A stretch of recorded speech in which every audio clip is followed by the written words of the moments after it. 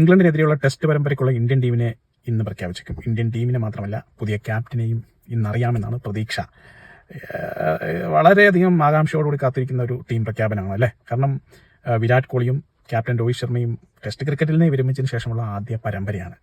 അവർക്ക് പകരമുള്ള ആളെ കണ്ടെത്തണം, പ്ലസ് പുതിയ ക്യാപ്റ്റനെയും കണ്ടെത്തണം. പുതിയ ക്യാപ്റ്റൻ എന്ന് പറയുമ്പം കൂടുതൽ സാധ്യത ജസ്പ്രീത് ബുംറയ്ക്ക് തന്നെയാണ് കാണുന്നത്. പക്ഷേ അദ്ദേഹം എല്ലാ കളിയിലും അവൈലബിൾ ആയിരിക്കുമോ എന്നുള്ളതാണ് പ്രശ്നം. ജോലി ഭാരം കാരണം 5 ടെസ്റ്റും പുള്ളി കളിക്കാൻ കഴിയില്ല.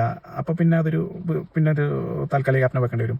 സോ എല്ലാ കളിയും കളിക്കുന്ന ഒരു സ്ഥിര ക്യാപ്റ്റനെയും കൂടിയും മാനേജ്മെന്റ് ആലോചിക്കുന്നുണ്ട്. അങ്ങനെയെങ്കിൽ ശുഭ്മാൻ ഗില്ലിനോ ഋഷഭ് പന്തിനോ ആയിരിക്കും നറുക്ക് വീഴുന്നത്.